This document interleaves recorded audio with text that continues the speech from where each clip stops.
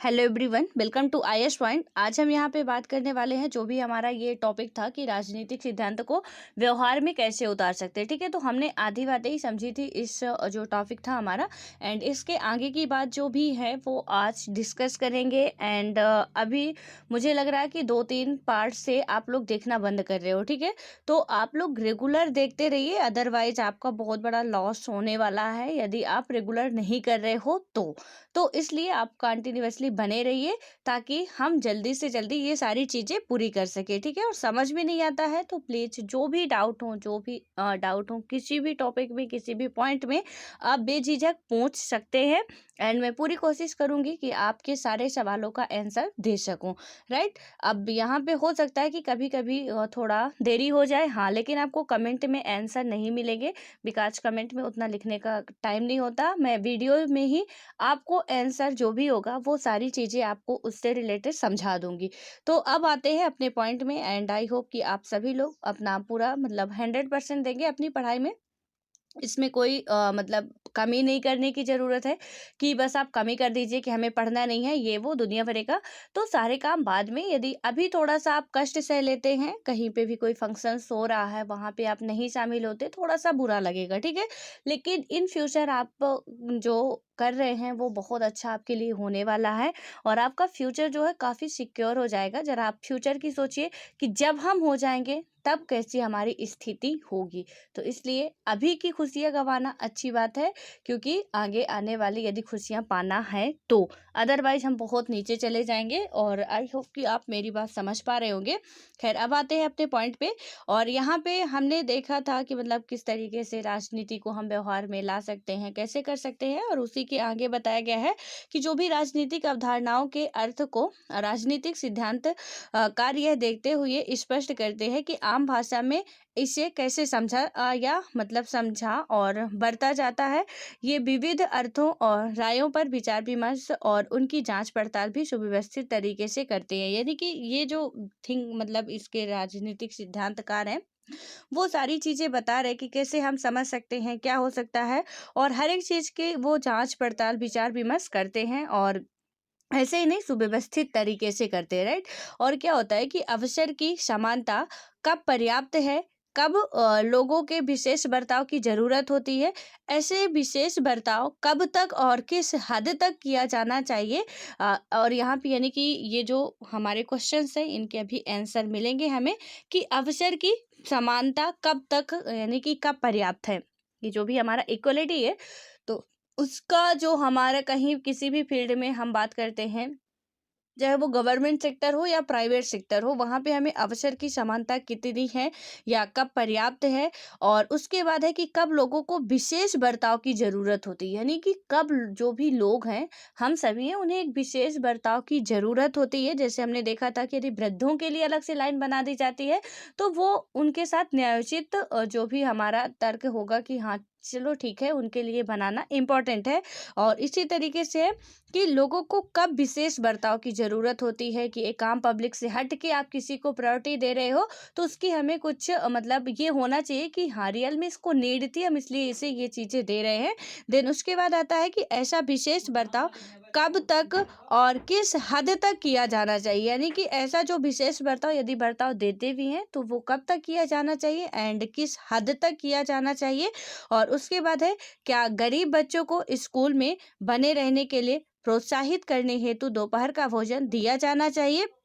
जो भी गरीब बच्चे हैं, आप खुद से सोच सकते हैं कि जो भी पुअर कंडीशन है जिन बच्चों की, और यदि वो गवर्नमेंट स्कूल में आ रहे हैं, जो भी मध्याह्न भोजन मिल रहा है उन्हें, तो क्या वो मतलब उनको प्रोत्साहित के लिए, ताकि कम से कम ये हो कि पेरेंट्स भी कहे कि चलो ठीक है स्कूल जाओ और पढ़ाई लिखाई होगी जो होगी, तुम्हें एक टाइम का खाना तो घर का बचेगा, तो वही हम शाम को बना के खाएंगे, ठीक है।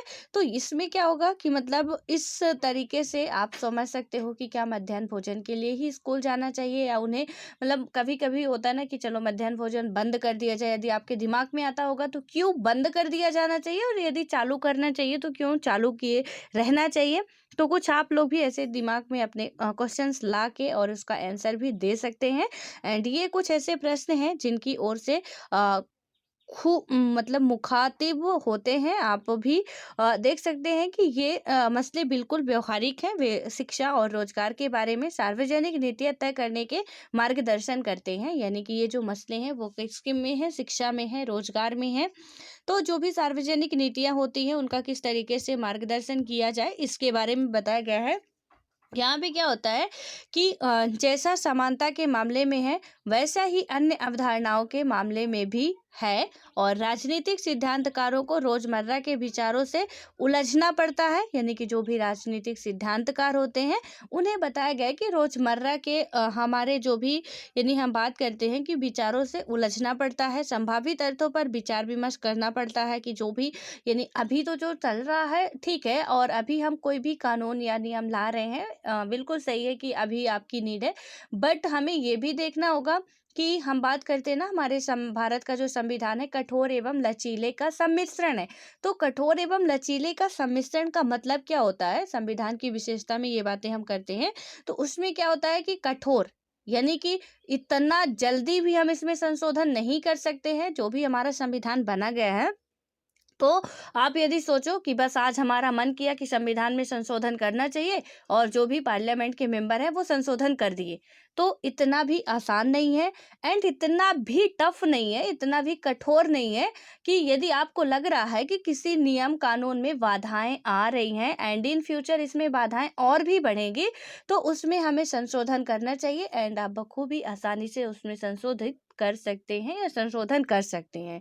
तो इसमें क्या है, जैसे आरक्षण का मुद्दा ले लीजिए आप, या इक्वलिटी का मुद्दा ले लीजिए आप, जो हमारे जो भी हमारे यानी स्वतंत्रता के अधिकार हैं, शोषण के विरुद्ध अधिकार हैं, अब हमें लगता है कि इनमें कुछ चीज़ें इंक्रीज करनी चाहिए अब, तो बेझिझक हम कर सकते हैं। हमें स्टेट और सेंटर के बीच में क्या हो रहा है, आए दिन जो लड़ाइयाँ चल रही हैं, तो हमें लगता है कि कुछ चीज़ें जो स्टेट की है वो समवर्ती सूची में, मतलब जो स्टेट को मिली हुई हैं या सेंटर को मिली हुई है, उनमें से कुछ चीज़ें ऐसी जिन्हें हम समवर्ती सूची में रख सकते हैं। तो उससे क्या होगा कि दोनों को ही इसमें राय रमोज ली जाएगी, तो काफ़ी बेटर होगा। तो अब ऐसा इतना कठोर भी नहीं है कि आपको लग रहा है और फ्यूचर में उसकी नीड भी है तो आप ना कर सको। ठीक है? तो यहाँ पे यही सारी चीज़ें बताई गई हैं कि यानी कि उनका जो भी विचार विमर्श जो करते हैं वो लोग, तो काफ़ी, मतलब ऐसा नहीं कि आज को देख के, अपने फ्यूचर को देख के, क्योंकि संविधान निर्माता भी इसीलिए कठोर और लचीले का सम्मिश्रण किया था, ताकि फ्यूचर में उन्हें पता था कि इसकी ज़रूरत होगी। आज तो ठीक है कि हम जिस तरीके से बना रहे हैं, तो उन्होंने उस वर्तमान समय की पब्लिक को देख के नहीं बनाया था, या वर्तमान समय की ज़रूरत को, हमारे भविष्य तक की ज़रूरतों को देखकर उन्होंने संविधान का निर्माण किया था। एंड ये राजनीतिक विचारक जितने भी होते हैं उनका भी कहीं न कहीं सोच विचार कुछ ऐसे ही चलता है।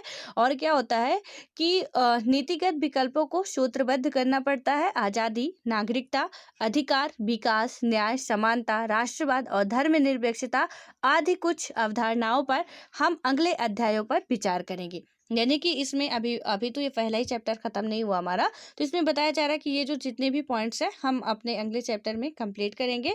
देन उसके बाद ये जो आपको इसमें दिख रहा है ना ग्रे कलर में, आप इसे खुद से कर लेंगे, ठीक है। अब यहाँ पे आते हैं हम, हमें राजनीतिक सिद्धांत क्यों पढ़ना चाहिए।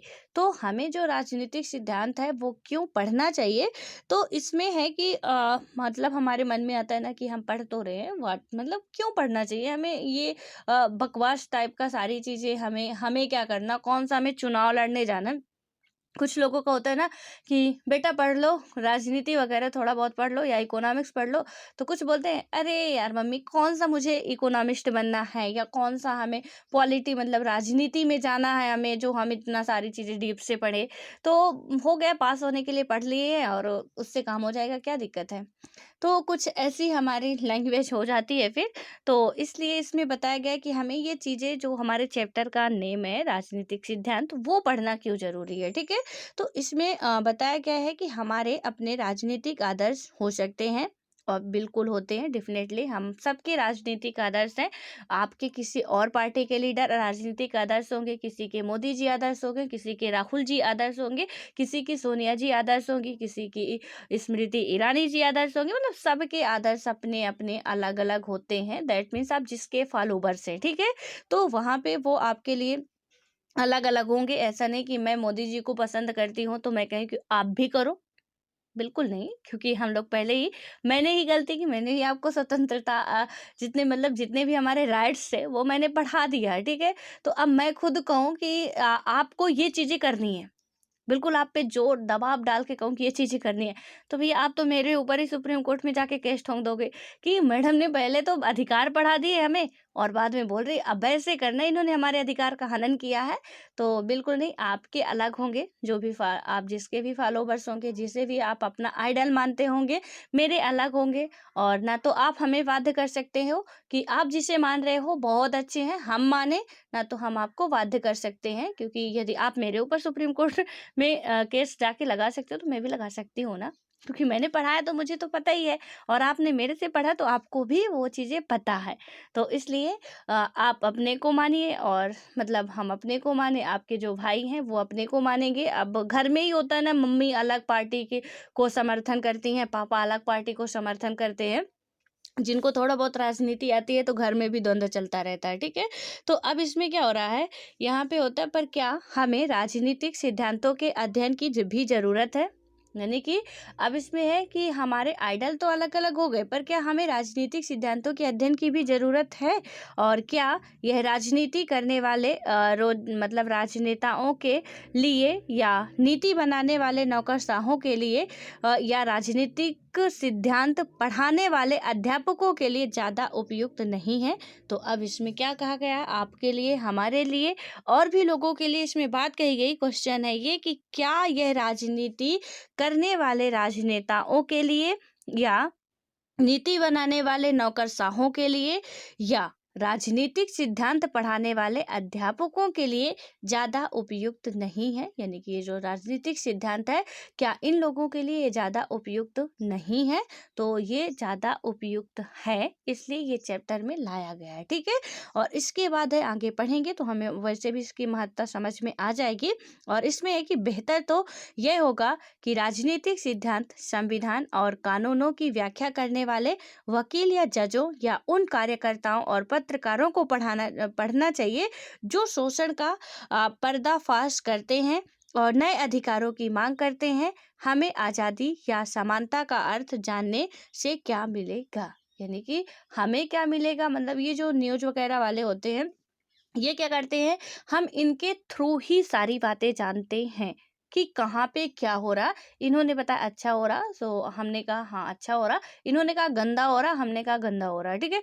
क्योंकि हम तो वहाँ जाते नहीं हैं। हम बिल्कुल इतना तो अभी तक यहाँ पे पारदर्शिता नहीं आई है ताकि हम देख सके कि अंदर चीज़ें क्या चल रही हैं, ठीक है? चाहे वो पार्लियामेंट की हो, हालांकि जो भी वहाँ पे बैठकें वगैरह होती हैं दिखाया जाता है, बट बहुत सी बातें नहीं दिखाई जाती। सच्चाई यही है कि बहुत सी बातें हमें नहीं पता होती हैं। एंड ग्रामीण क्षेत्र में या घर वालों में तो गृहिणियों को तो बिल्कुल नहीं पता होती हैं। आप अपवाद हमेशा छोड़ दिया करिए, मैं बोलूँ तो भी ना बोलूँ तो भी, कि कुछ गृहिणियाँ भी अपवाद में हो सकती हैं, यानी जो हाउसवाइफ होती हैं तो वो भी थोड़ा बहुत इंटरेस्ट रखती हैं और जानती रहती हैं, थोड़ा बहुत उनको नॉलेज रहता है। बट ज़्यादातर इनको टाइम नहीं मिलता, जो ऑफिस वर्कर हैं उन्हें भी टाइम नहीं मिलता, क्योंकि वो अपना काम करें या राजनीति पे ध्यान दें। भैया चलो जो भी नियम कानून आएगा बाद में उसी मतलब आजकल तो ऐसा सिस्टम है, सारी चीज़ें हो रही, समराइज करके दिखा दिया गया। यहाँ तक कि मैच हो रहा है उसका समरी आप देख लो, मतलब लास्ट में जो होता है पूरा ओवरव्यू एक ही 10-15 मिनट की वीडियो में आपको दिखा देता है।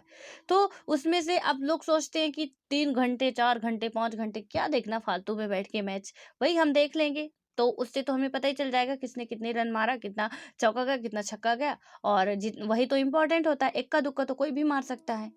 तो वहाँ पे बस इतनी चीज़ें होती, कौन-सी पार्टी जीती, कौन-सी पार्टी हारी, तो वो चीज़ें हमारी होती हैं। और इसी कारण हम मतलब ये जो न्यूज़ वगैरह है तो बताया गया कि क्या इन्हें पढ़ना चाहिए या नहीं पढ़ना चाहिए।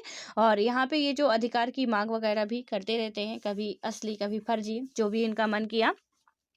का ये यहाँ पे बिल्कुल सच्चाई है कि हमारे देश की नहीं, हर देश की जो मीडिया है ना, मीडिया को हम स्वतंत्र मानते हैं, लेकिन कहीं न कहीं ये राजनीतिक हाथों से बहुत गहरे तरीके से दबी होती है।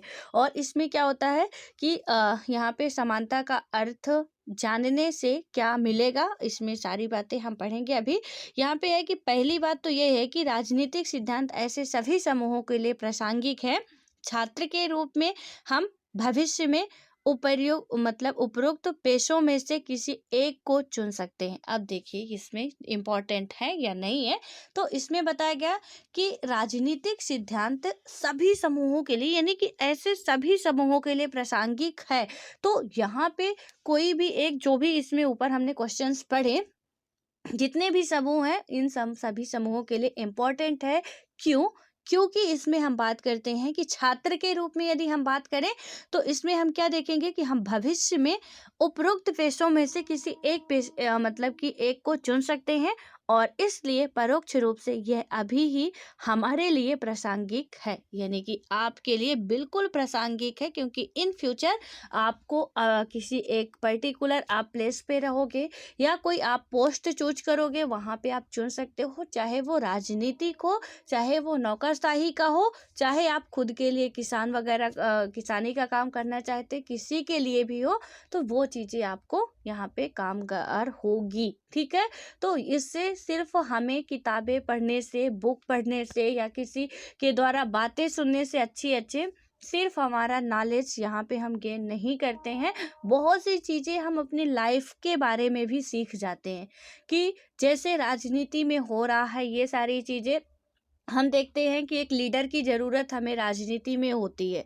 राइट। यहाँ पे अब आपकी लाइफ में कैसे होता है, हालांकि लाइफ में तो आप बहुत अच्छे तरीके से मतलब उसमें इंटरलिंक कर सकते हो, और मैंने वो दो चीज़ें डेवलप कर ही दी होंगी जहाँ तक मुझे लगता है। ठीक है, तो इसमें क्या होता है कि जैसे आपने सपोज मान के चलिए कि यहाँ पे हमने देखा कि राजनीति में हमें क्या होता है, एक लीडर की ज़रूरत होती है, एंड आप उसी को यदि आप घर पे लाइए, वहीं से आप सीधे सोचिए कि यदि हमारा घर है, घर पे भी कोई एक मेन नेतृत्वकर्ता नहीं होंगे तो वहाँ पे पूरा घर बिखर जाएगा। यदि मम्मी ने कह दिया बेटा तेरा जो मन करे तो कर, बेटी तेरा जो मन कर रहा तो कर, और भी जो जितने भी लोग हैं, मम्मी अपने मन की जा रही, पापा अपने मन के जा रहे हैं, किसी की सोच वहाँ पे मिलती नहीं है, कोई एक दूसरे की बात सुनने वाला नहीं है, क्योंकि सब एक अपने आप को लीडर मान रहे हैं, सब अपने आप में महानता हासिल कर रहे हैं। और पहले यही होता था, मुगल काल वगैरह में वही होता था कि बाप है तो चलता नहीं था, यानी कि उसके पापा हैं तो उन्हें कुछ जचता नहीं था। बेटा सोचता, माँ सोचती थी, अब दो दो तीन तीन तो वाइफें होती थी, तो अब एक वाइफ सोचती थी कि जिसके बेटा है कि मेरा बेटा बने, दूसरी सोचती थी मेरा बेटा बने, तो अच्छा है कि इस पति को निपटाना पड़ेगा, तब तो बेटा आएगा गद्दी पे। ठीक है, अब वो लोग क्या करती थी, यहाँ पे सुहाग बताते कि अपनी सुहाग की निशानी जो भी है बचानी चाहिए, लेकिन अब वहाँ को अब बेटा गद्दी पे आए तो क्या करेंगी वो अपने, क्योंकि जब तक वो मरेंगे नहीं वो आ नहीं सकते, और इसलिए उसको मार दिया जाता था। आप देखोगे कि मुगल काल में कोई बाहर का नहीं आता, हालांकि ये जो मुस्लिम वगैरह थे, जो अरबी फारसी थे, वो बाहर के ही थे। फिर आने के बाद एक आप दोनों ही विदेशी ही थे, यहाँ आए। हमारा जो मध्यकाल भी है, आधुनिक काल भी है, दोनों में विदेशी ही आते हैं। लेकिन क्या है कि ये लोग हमारे यहाँ ही विकास करते हैं, जितना करते हैं यहीं रह जाते हैं, यहीं बस जाते हैं, फिर लौट के नहीं जाते हैं, हमारा धन यहीं लगाते हैं। लेकिन अंग्रेजों ने जो किया था कि वो यहाँ तो आते हैं लेकिन हमारा धन अपने देश ले जाते थे, यहाँ विकास करते थे, सिर्फ इसके लिए कि उनका जो भी देश तक पहुँचने का ज़्यादा खर्चा लगता था, ज़्यादा टाइम लगता था, वो बचत हो सके। उनका कोई भी पर्पज नहीं था कि हमारे इंडिया का विकास हो। एंड जो भी होता था, पहले अब हम हिस्ट्री पढ़ते देखते हैं कि पहले उन्होंने इंडिगो या नील की खेती के लिए वादे किया, और जबकि पता था कि जमीन एक बार यदि नील की खेती कर लिए तो बंजर हो जानी है। ठीक है, लेकिन बाद में क्या हुआ, यहाँ कपास वपास का जो भी होता था रॉ मटेरियल यहाँ से ले जाकर, और वहाँ उनका जो भी औद्योगिक क्रांति इंग्लैंड में हुई थी, ठीक है, उसमें यहाँ पे क्या हुआ था, थोड़ा आप उसके बारे में भी पढ़ लीजिएगा। तो वहाँ पे मशीनें अच्छी थी, मतलब वहाँ पे डेवलपमेंट काफ़ी अच्छी तरीके से हो चुका था, मशीनें वगैरह थी। अब यहाँ से रॉ मटेरियल लेके वहाँ से बने बनाए कपड़े ला रहे। अब हाथ का बना कपड़ा या चरखे का बना कपड़ा कौन पहनेगा? वहाँ से तो बढ़िया अच्छे अच्छे आ रहे हैं, फैंसी कपड़े आ रहे हैं, और उसी को लोग खरीदने लगे, यानी कि हमारे पूरे मार्केट में उन्हीं का चलने लगा। हमारा यहाँ का तो जमीन बंजर कर दी हमारी, दूसरी हमारा धंधा भी ठप्प कर दिया। आप हिस्ट्री पढ़ोगे वहाँ पे देखोगे किस तरीके से हुआ कि हमारी तो जमीन बंजर हो ही गई, दूसरी ओर क्या हुआ, हमारी जमीन भी, वो जो हमारा रोजगार था वो भी बंद हो गए। इतने आसानी से ना, लोग पहले यहाँ के जो इंडिया के लोग थे उन्हें भगवान मानते थे कि वाह ये लोग भगवान है हमारे। लेकिन बाद में उन्हें सच्चाई पता चली तब तो सब आए। और यहाँ तक तो छोड़िए कि सब, लेकिन गांधी जी भी उन्हें बहुत अच्छा इंसान समझते थे कि हमारे देश का जो विकास हुआ है अंग्रेजों ने ही किया है। लेकिन अंग्रेजों की मकसद जो जब गांधी जी को पता चलती है बाद में कि इन्होंने विकास अपने लिए किया है ताकि यहाँ का धन वहां ले जा सके, हमारे लिए विकास नहीं किया। अब उनकी मजबूरी थी कि यहाँ नहीं करते, ट्रेन वगैरह का नहीं करते, जो भी लाए तो वो चीज़ें वहाँ तक नहीं पहुँच सकती थी, इसलिए उन्हें लाना पड़ा।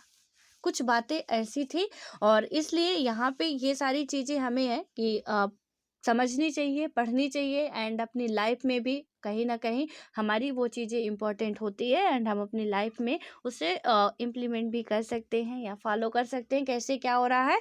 अब आगे आते हैं यहाँ पे, क्या हम गणित नहीं पढ़ते जबकि हम में से सभी गणितज्ञ और इंजीनियर नहीं बनेंगे? बिल्कुल सही है। क्या आप गणित नहीं पढ़ते हो?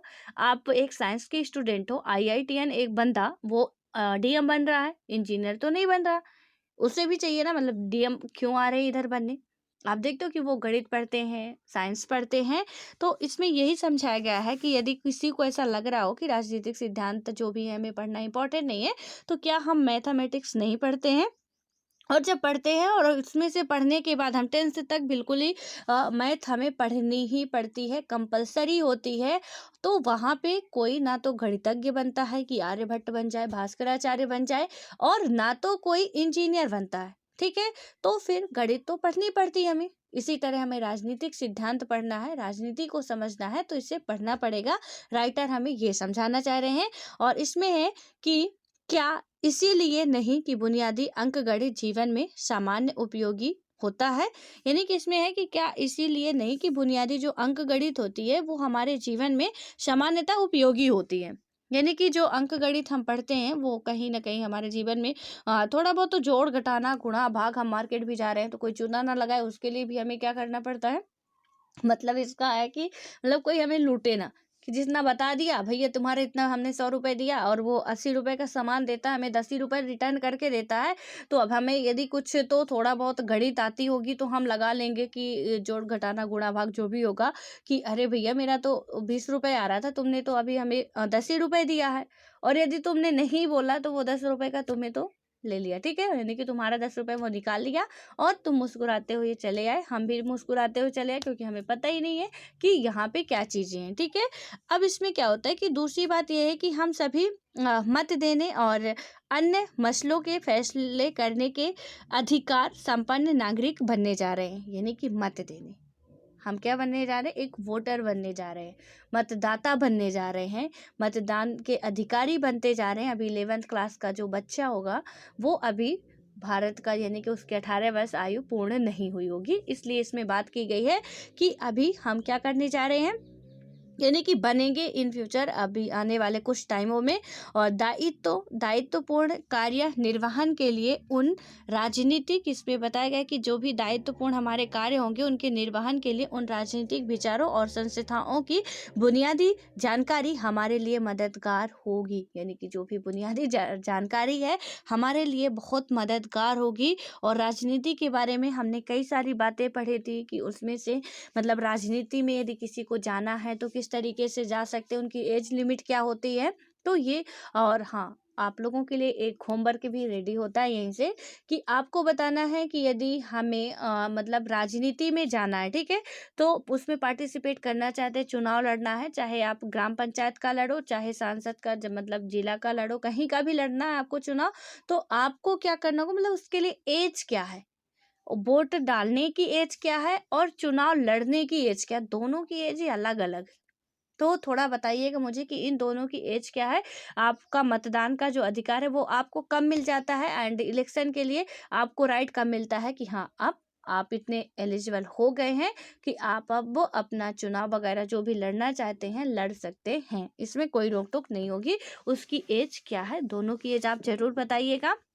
उसके बाद क्या होता है कि जो हमारी दुनिया को आकार देते हैं सूचना परक समाज में, यदि हमें ग्राम सभा में सहभागी होना है या वेबसाइट और मतदान पर अपनी राय पेश करनी है, तो हमारा तर्कशील और जानकार होना निर्णायक होता है। यानी कि इसमें सीधे से आप समझ लीजिए कि ग्राम सभा में हमें सहभागी बनना है, वेबसाइट और मतदाता पर अपनी राय पेश करनी है। काफ़ी सारी ऐसी वेबसाइटें होती हैं जहाँ पे हम अपनी राय भी मेंशन कर सकते हैं। तो इनमें सब में क्या होता है कि यदि हमें करना है, हमारा तर्क और जानकार होना बहुत ही निर्णायक सिद्ध होगा यहाँ पे, और बहुत ही यूजफुल होगा हमारे लिए कि ये चीज़ें हमें पता होंगी। जब हमें बेस पता होता है तो हम बहुत ऊंचाई तक जा सकते हैं। लेकिन जब हमें यहाँ पे बेस का मतलब आप ऐसे समझिए कि सपोज मान के चलिए हमें ये छत है हमारा, और हमको कहाँ जाना है, छत के ऊपर, यानी कि वहाँ जा, ये हमारा पूरा रूम हो गया, यहाँ पे छत है।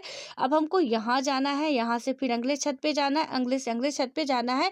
लेकिन उसके लिए हमें क्या करना पड़ेगा, उसके लिए हमें ये करना पड़ेगा कि जो हमारी सीढ़ियाँ हैं, उन सीढ़ियों में से हमें इस सीढ़ी का नहीं पता हो, बट इस सीढ़ी के बारे में यदि हमें पता हो, तो यानी कि हमें ये सीढ़ी मिल जाए, यदि नीचे वाली, सबसे नीचे वाली सीढ़ी मिल जाती है यदि, तो हम सबसे ऊपर वाली सीढ़ी तक पहुंच जाएंगे या सबसे ऊपर छत तक पहुंच जाएंगे।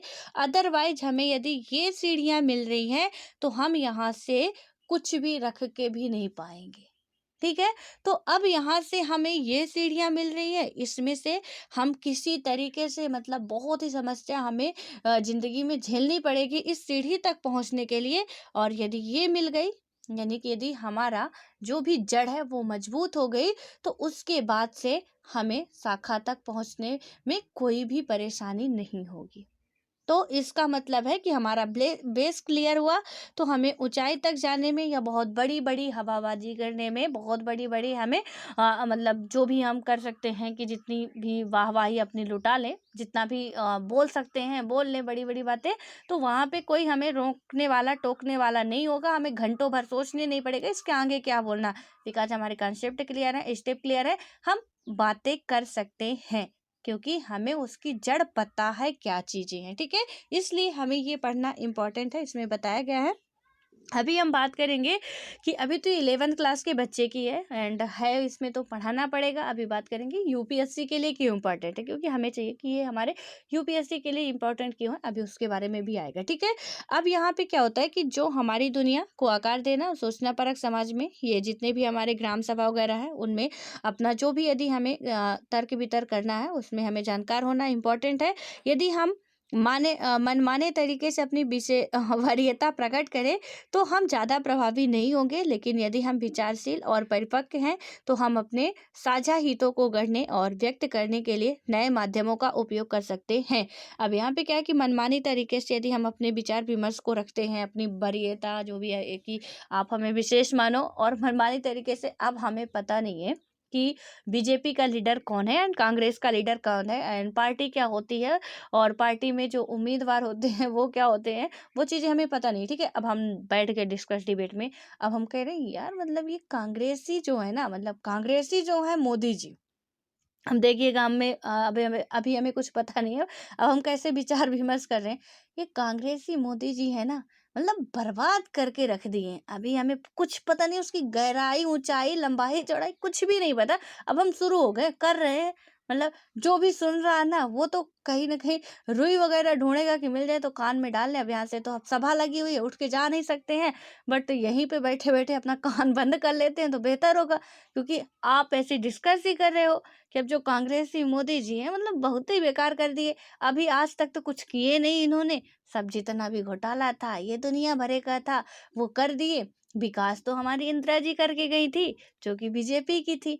अब हम ऐसे, हमें तो कुछ पता नहीं है। ठीक है। अब हम ऐसे ऐसे बातें कर रहे हैं, और उसमें से क्या होगा हमारा कि ना तो सुनने वाले को अच्छा लगेगा और आपको लगेगा कि वाह, मतलब आप अंदर से बहुत अच्छी वाली बात, फीलिंग्स आपको आएगी कि हम कितनी अच्छी अच्छी बातें कर रहे हैं, लोग शांति से सुन रहे हैं, और आपको पता नहीं होगा कि वो शांति से गॉड जी से प्रार्थना कर रहे हैं कि कब चुप हो जाओ आप, तो हम यहाँ से हट के जाएं। ठीक है?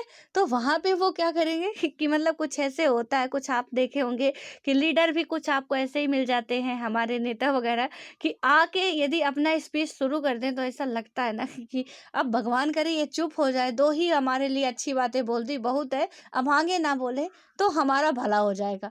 तो कुछ ऐसी सोचें होती हैं और वो ऐसी करते कौन है जिन्हें ये चीज़ें पता नहीं होती हैं। जिन्हें बेस पता नहीं है तो उन्हें ऐसे ही होगा। अब जिन्हें ये नहीं पता कि छत तक हमें कैसे जाना है, सीढ़ियों से जाना है या नशेड़ी लगा के जाना है, तो वो कहेंगे कि चलो ठीक है, हमारा छत बना हुआ है, वहाँ से हम एक रस्सी बांधेंगे, ऊपर से गिराएंगे, फिर तुम पकड़ के आना, फिर उसमें चढ़ना, फिर उसमें बच गए तो ठीक है, गिर गए तो ठीक है, मतलब हाथ पैर कुछ टूट गया तो उसमें भी दवाई ववाई करा देंगे, और नहीं बचे तो फिर क्या करेंगे, जो भी अंतिम संस्कार है उसको कर देंगे। और कुछ जिनको गहराई पता है वो ये कहेंगे कि जो भी आप लोग हैं, पहले आप नीचे वाली सीढ़ी पे पैर रखिए, देन आप आराम से आसानी से ऊपर तक पहुंच जाएंगे। तो वो कुछ ऐसा बताएँगे। अब जिन्हें नहीं पता कि कैसे जाना, वो कैसे बताएँगे कि आप उसमें से कहीं पे उसमें दिख जाए आपको कहीं पेड़-ओड़, या उसी छत में कोई जगह दिख जाए, उसी पे रस्सी लटकाओ, उसमें से फिर चढ़ो, या नसेनी लगा लो, नसेनी को कुछ में बाँध लो, या 4 लोग आके पकड़ लो। मतलब कुछ अपना-अपना विचारधाराएँ जो भी है वो प्रकट करेंगे, क्योंकि हमें और-छोर कुछ नहीं पता कि कौन क्या है, कहाँ है, कैसे है। बस हम चाहे हम ये पता है हमें, हम बोल बहुत लेते हैं, अब अच्छा बोल लेते हैं, बुरा बोल लेते हैं, ये भी नहीं पता है। तो वहाँ पे फिर कि काफ़ी प्रॉब्लम्स आ जाती है, काफ़ी इंसल्ट भी होती है, क्योंकि कोई भी इंसान आपको एक बार सुन सकता है, वो भी सुन क्या सकता है, वही है कि गॉड जी कब चुप हो जाइए। और दूसरी बार से क्या होगा कि वो इंसान, जब आप पता चलेगा कि आप यहाँ पे स्पीच देने वाले हो, गलती से नहीं आएगा, मतलब नौकरी जानी है तो जाए, पर आपका स्पीच सुनने तो वो नहीं आने वाला है कि मतलब इनका तो नहीं सुनेंगे, चाहे कुछ भी हो जाए। तो दूसरी बार से वो लोग, एक बार गलती से वो फँस गए थे तो सुन लिया, लेकिन दूसरी बार फिर नहीं आएँगे। इसलिए यहाँ पे ये चीज़ें जाननी इम्पोर्टेंट है। अब आता है कि आपको यदि पता हो तो क्या होगा? आपको यदि पता होगा तो आप बहुत ही अच्छे तरीके से सोच-विचार करके बातें उतनी ही करेंगे जितनी की उपयोगी हो, लिमिटेड हो, क्योंकि जब जानकारी हमें होती है तो हम बहुत ज़्यादा बक-बक, बक-बक नहीं करते हैं। लेकिन यदि जानकारी नहीं है हमारे पास, तो हम इतना बोलते हैं ना कि कोई क्रॉस क्वेश्चन भी ना कर पाए, हम सुनते भी नहीं। ऐसे बहुत से लोग होते हैं, आपने देखा होगा कि जब वो घर आते हैं हमारे, कुछ लोगों की हैबिट होती है, वो इतना बोलेंगे कि आप चुपचाप सुनोगे और कुछ देर बाद वो उठ के चले जाएँगे। यानी कि आपको बोलने का कोई चांस नहीं है, वो बोल रहे हैं, बोलते जा रहे हैं, कोई क्रॉस क्वेश्चन भी आप कर रहे हो, तो मतलब इतना ज़ोर से आपको देखेंगे या आपको डाँटेंगे कि कहीं दूसरा बंदा अब ना पूछे, बोल देंगे अभी मैं बोल रहा हूँ ना, चुप रहो, बीच में मत बोलो। क्योंकि उन्हें पता है ना कि वो हम जो कर रहे हैं अभी, तो यदि इसने बीच में बोला तो वो जो हमारा सीक्वेंस बना हुआ है वो भूल जाना है हमें, क्योंकि हमें बातें तो बस ऐसी रटी रटाई बोल रहे हैं, और इसमें हमें प्रॉब्लम्स हो जाएगी। देन उसके बाद क्या होती है कि नागरिक के रूप में हम किसी संगीत कार्यक्रम के श्रोता जैसे होते हैं। आप देखिए कि एक नागरिक को क्यों इम्पोर्टेंट है पढ़ना। यहाँ पे क्या होता है कि हम किसी संगीत या कार्यक्रम के श्रोता होते हैं, ठीक है। हम संगीत और लय की व्याख्या करने वाले मुख्य कलाकार नहीं होते। फिर भी हम लोग व्याख्या कर ही देते हैं, आदत से मजबूर है कि वो ऐसे कर रहा था, वो ऐसे कर रहा था, उसमें लय नहीं आ रहा था, उसमें ताल नहीं आ रहा था, उसमें उसका वो बन नहीं रहा था कि किस तरीके से गा रहा, समझ में नहीं आ रहा था, हम व्याख्या कर देते हैं क्योंकि वो हमारी आदत है, ठीक है। तो इसमें है कि हम संगीत और लय की व्याख्या करने वाले मुख्य कलाकार नहीं होते, लेकिन हम कार्यक्रम तय करते हैं, प्रस्तुति का रसास्वादन करते हैं और नए अनुरोध करते हैं। क्या आपने गौर किया कि संगीतकार तब बेहतर प्रदर्शन करते हैं जब उन्हें श्रोताओं के जानकार और कद्रदान का पता रहता है। यानी कि इसमें क्या बात की गई है, यहाँ पे सीधे तौर पे बताया गया है कि एक संगीतकार तभी अच्छा प्रदर्शन करेगा, बेहतर प्रदर्शन करेगा, जबकि उसे पता होगा कि सामने वालों को भी संगीत के बारे में थोड़ा बहुत नॉलेज है। वो संगीत की इज्जत करते हैं, संगीत को देवी के समान मानते हैं या भगवान के समान मानते हैं। तो वहाँ पे वो लोग क्या करेंगे, बहुत ही अपना वेल मेंटेन जो भी उनका प्रदर्शन होगा करने की कोशिश करेंगे। अदरवाइज उन्हें लगता है कि ये सब लफंटर ही बैठे हैं यहाँ पे, इन्हें कुछ नहीं पता कि क्या हो, संगीत क्या है, संगीत में क्या चीज़ें कैसी होती हैं। तो उनका जैसे मन करेगा, कभी सारे गामा, कभी गामा पा, तो उस तरीके से वो फिर अपनी जो सुर लय तान लेंगे तो वहाँ पे हम क्या करेंगे कि हमें हो गया वही पसंद है। अब यहाँ पे पहले जो आते थे, पहले जो संगीत वगैरह होते थे, ठीक है? पहले जो गाना बजते थे, तो आप देखेंगे उनमें एक-एक वर्ड का ना बहुत अच्छा मीनिंग होता था, बहुत अच्छे तरीके से समझ में आता था, जो अनुराधा पौडवाल जी के द्वारा या सोनू निगम या लता मंगेशकर जी के द्वारा जो भी गाना गाए गए, वो काफ़ी बेटर थे।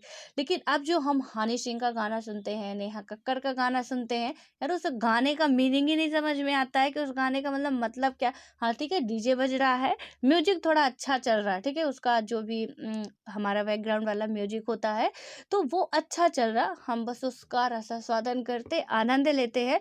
हमें नहीं पता वो कहता है 4 बोतल रोज़ का 4 बोतल डोज़ का काम मेरा रोज़ का, ठीक है? अब ये कौन से गाने हुए मतलब 4 बोतल डोज़ का, 4 बोतल मतलब कुछ गाने का मतलब नहीं, कुछ सेंस नहीं गाने का, बस हम आनंद ले रहे हैं कि हाँ, गाना बज रहा है, अच्छा गाना है। तो यहाँ पे क्या होगा और वो कौन से चलते हैं कमर लेफ्ट राइट होले इस टाइम पे काफ़ी ये चले हुए हैं कुछ ज़्यादा मतलब इनका हमें नहीं लगता कि कोई ख़ास मतलब है। बट है तो है, पहले भी कोई तारीफ़ करता था, पहले के गानों को देखिए आप जो भी गाना लिखने वाले होते थे, वो कितना सुंदर लिखते थे मतलब कितनी उनकी बातों में जो भी है कि एक-एक बातें हमें समझ में आती थी, कोई दर्द भरा गीत है, तो वो भी समझ में आता था। ब्रेकअप सॉन्ग भी ऐसे बनते हैं ना कि यदि आपका दिल टूट गया, ठीक है? और आप गाना गा रहे हो, तो कुछ ऐसे होगा कि मैंने सैया जी से यार सीधे ब्रेकअप कर लिया और व्हाट्सएप पे जाके जो भी है कि उसका जो भी गाना आपने सुना होगा, अनुष्का शर्मा जी शायद उसमें डांस वगैरह करती हैं। तो यहाँ पे आप लोग देखोगे कि किस तरीके से मतलब पूरा हुलिया चेंज हो गया है यहाँ पे और हम लोग उसी पे बहुत ज़्यादा खुश रहते हैं। और ज़रा कोई कोई मुझे बता देना किसी एक गाने का मतलब कि इसका मतलब क्या है? अब ऐसे गाने चल रहे हैं, डीजे वाले बाबू ज़रा गाना बजा दे। अब ये क्या है? मतलब ये कोई गाना हुआ चलो ठीक है कि किसी से आप बात कर रहे हो, मैं ही कर रही हूँ तो थोड़ा गा-गा के बताने लगो कि ऐसे-ऐसे हो रहा है, उसे हम क्या कहते हैं, रॉक स्टार कहते हैं, रैप सॉन्ग्स कहते हैं, यानी कि वाह! मतलब कितना अच्छा लगता है, सारी चीज़ें हम नाम दे देते हैं। तो यहाँ पे बस कुछ ऐसी हमारी सिचुएशन अब हो रही, आने वाली पीढ़ी उसमें बहुत खुश है एंड बहुत खुश है, बहुत व्यूज़र मिल रहे हैं उन्हें और वहाँ पे वो बहुत ही फॉलोवर्स उनके बढ़ रहे हैं। तो फिर भाई इंडस्ट्री को भी यही चाहिए कि जिसमें पब्लिक खुश, उसमें हम भी खुश क्योंकि हमें पैसा चाहिए और जहाँ पे पब्लिक जाएगी, डिमांड हम उसी को करेंगे या जो पब्लिक डिमांड कर रही है, पूरा हम उसी को करेंगे। तो वो भी कुछ ऐसे ही जो भी संगीतज्ञ होते हैं, उनको लग लाती है और हारमोनियम वगैरह का तो कोई गाना-वाना सुनना नहीं चाहता अब कि कोई हारमोनियम बजा के बढ़िया संगीत जो होता है एक अच्छे तरीके से या जो कथक डांस वगैरह होते हैं उनको कोई करे वो डांस भी कुछ ऐसे होते हैं कि अब कुछ पूछिए ही मत, ठीक है? हम बिल्कुल झूमते-झामते अब 4 बोतल डोज में हम गा डांस कैसे करेंगे?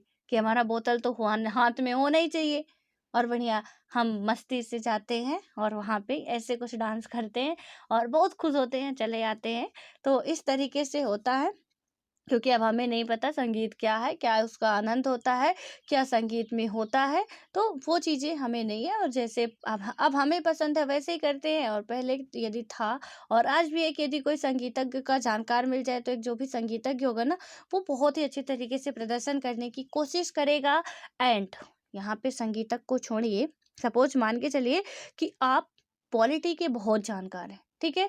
पॉलिटी में आपको सारी चीज़ें आती हैं, सपोज़ मैं आपको पढ़ा रही हूँ, मैं कोशिश करूँगी कि यहाँ पे मैं कुछ भी गलत बताने की कोशिश कभी भी ना करूँ क्योंकि मुझे पता है कि मैंने एक भी वर्ड गलती से बोल दिया, गलत वर्ड, तो आप सब के सब मेरे पे ब्लेम करना शुरू कर दोगे।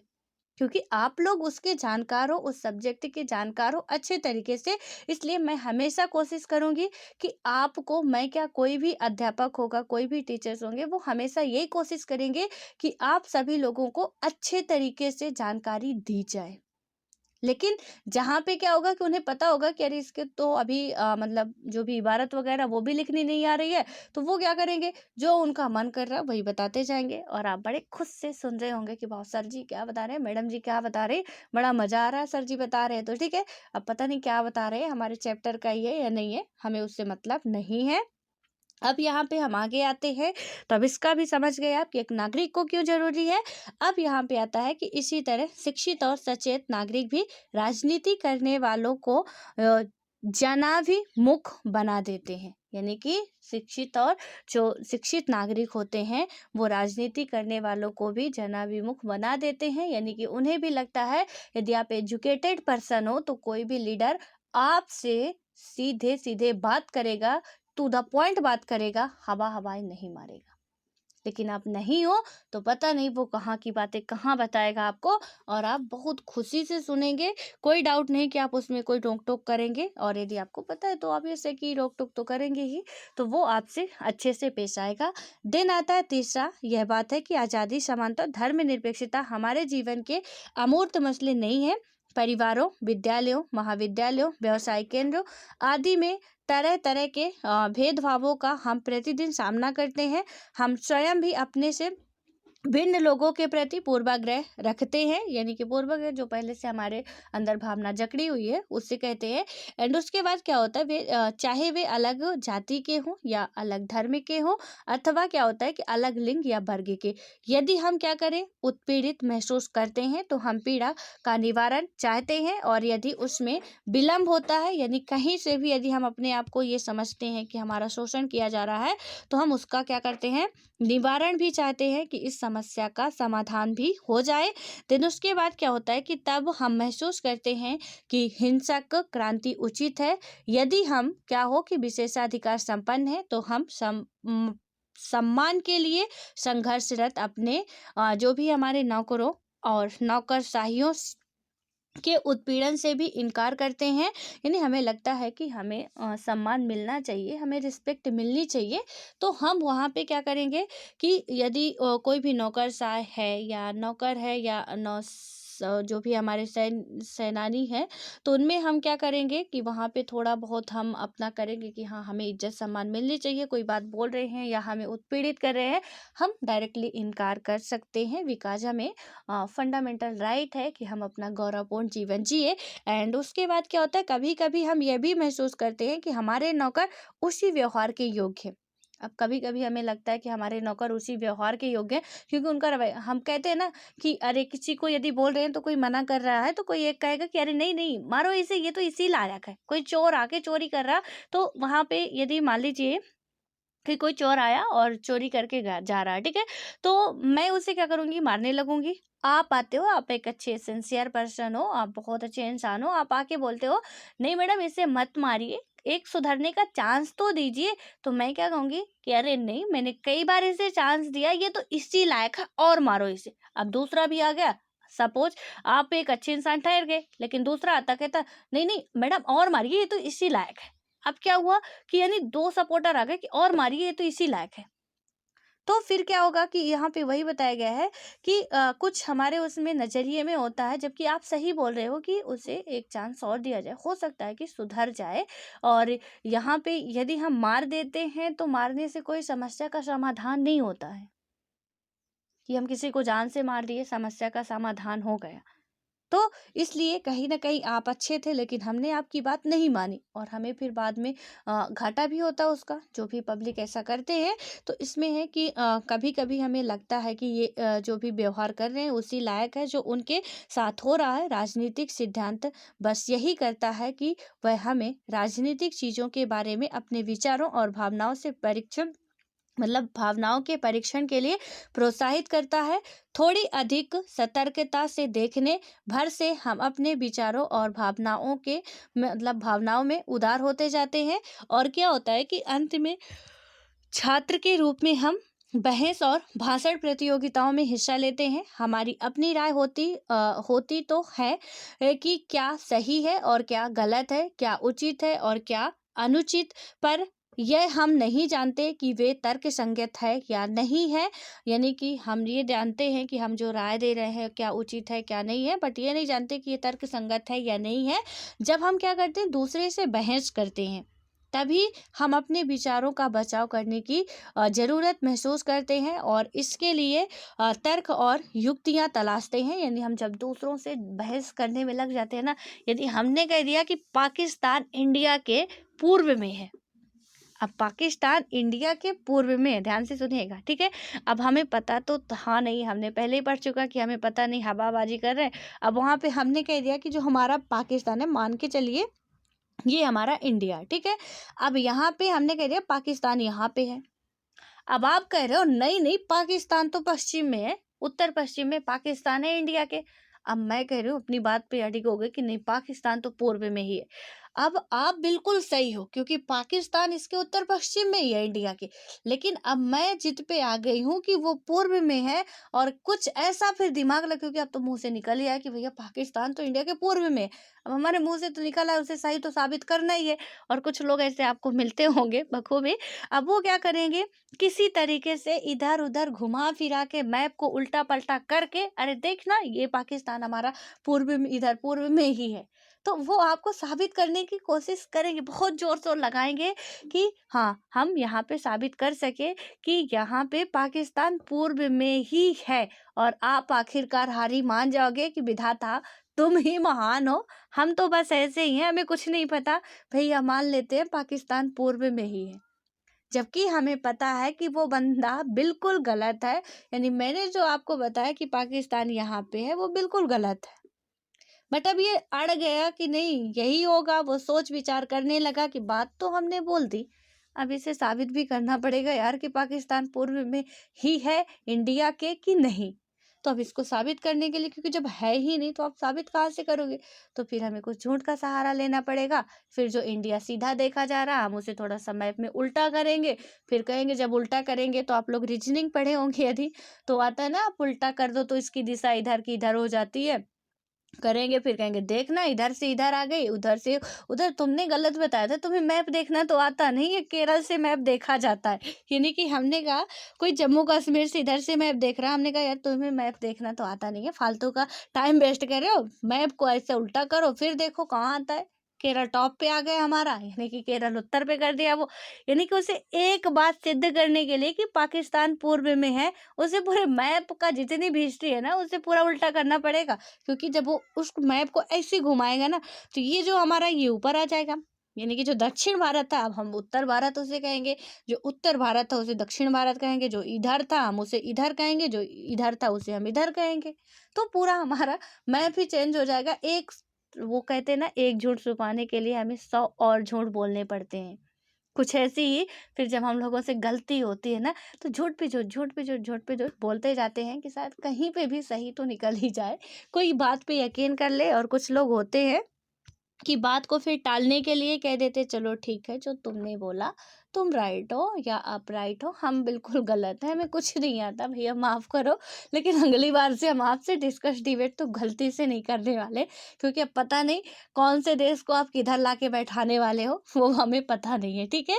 अब उसके बाद क्या होता है कि यहाँ तक तो हमने पढ़ा कि हमें जो भी ज़रूरतें होती हैं, और सिर्फ यहाँ राजनीति के लिए भी कुछ ऐसा ही होता है कि अब हम जब बोल ही दिए हैं तो अपनी बात तो साबित करेंगे ही। और कभी हो सकता है कि आप लोग भी झूठ बोले हों, और एक झूठ के बदले अब उस झूठ को छुपाने के लिए पता नहीं आपको फिर कितने झूठ बोलने पड़े होंगे। और बिना झूठ के तो ज़िंदगी एक कदम चलती नहीं है, ठीक है।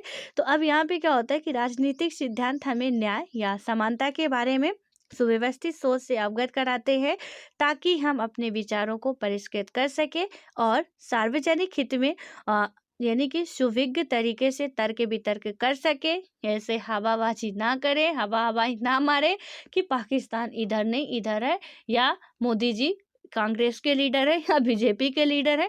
थोड़ा बातें हमें समझ में आनी चाहिए, थोड़ा समझना चाहिए कि जब हम सबको इक्वल हैं, तो हमें भी, जैसे वृद्ध के लिए लाइन अलग से क्यों बना रहे हो, हमारे पे ही खड़े करो। वो हमसे पीछे आ रहे हैं, हमसे पीछे खड़े हो, वो आगे क्यों निकल जा रहे हैं। तो ये हमारी फिर बेवकूफ़ी होगी, क्योंकि हमें चीज़ें पता नहीं होगी, इसलिए पढ़ना ज़रूरी होता है। और तर्क संगत से बहस करने और प्रभावी तरीके से संप्रेषण करने जैसे कौशल वैश्विक सूचना व्यवस्था में महत्वपूर्ण गुण साबित होते हैं। एंड नौकरशाही या यूपीएससी की मैं बात करूं, तो यहाँ पे भी हमें क्या होता है कि पढ़ना ज़रूरी होता है ये चीज़ें, क्योंकि यदि ये चीज़ें नहीं पढ़ेंगे हम, तो हम समझ नहीं पाएंगे कि क्या कैसे शासन व्यवस्था चलती है। क्योंकि आप गवर्नमेंट के एक क्या कहला जाओगे, एम्प्लॉय कहला जाओगे। वहाँ पे गवर्नमेंट आपको पेमेंट पे करेगी और जब पेमेंट देगी तो वो आपसे चाहेगी कि आप काफ़ी अच्छे तरीके से काम वगैरह करें, सब कुछ करें। तो उसके बारे में आपको थोड़ा सा सचेत रहना ही पड़ेगा और आपसे भी उम्मीद की जाती है कि आप भी किससे ज़्यादा प्रायोरिटी देंगे।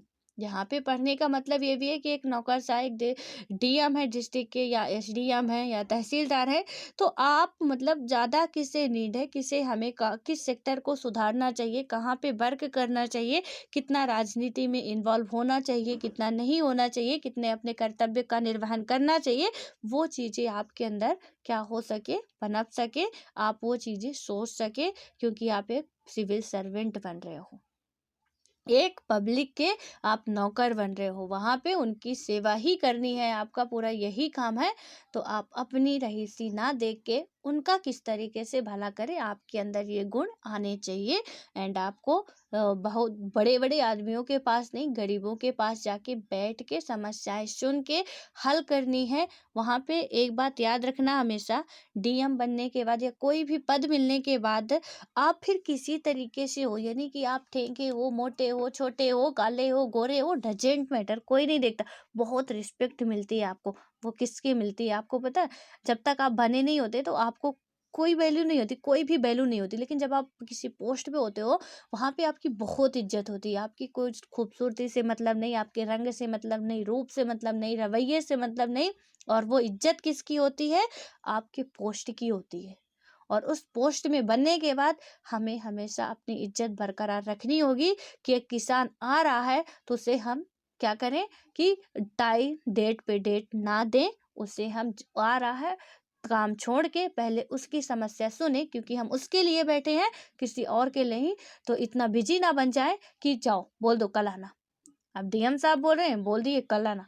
अब कहीं पे बहुत क्रिटिकल समस्या, बोल रहे हैं परसों आना। अब डेट पे डेट दिए जा रहे हैं, तो वहां पे इज्जत आपकी नहीं हो रही, और आपकी हो भी नहीं रही, आपके उस पद की हो रही, कुर्सी की हो रही, डीएम की इज्जत हो रही है।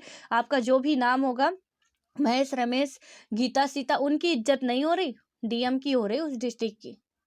तो उसको बना के रखना पड़ेगा हमें हमेशा। और यूपीएससी में इसीलिए ये एथिक्स वगैरह मेंशन किया गया है, ताकि इतने भी करप्ट ना हो जाओ कि सारी चीजें आप भूल जाओ। तो यहाँ पे बहुत अच्छे अच्छे लीडर भी हैं। अब इसके बारे में हमारा सेकंड चैप्टर कल स्टार्ट होगा, इसमें है स्वतंत्रता का परिचय जो भी है, तो यहाँ पे दिख नहीं रहा, ठीक है। तो इसमें हम पढ़ेंगे स्वतंत्रता के बारे में, शायद एक एक चैप्टर में अभी बताया गया था ना कि स्वतंत्रता समानता, ये एक एक चैप्टर में हम लोग क्लियर करेंगे किस तरीके से है, तो वहाँ पे देखेंगे और पढ़ेंगे। एंड आई होप आप लोग रेगुलर वीडियो देखा करिए, समझ में आया होगा। नहीं आया तो प्लीज़ जो भी डाउट हो पूछिए, मैं बैठी हूँ यहाँ पे आपको जितने भी डाउट होंगे उन सबको क्लियर करने के लिए, ठीक है। So don't worry.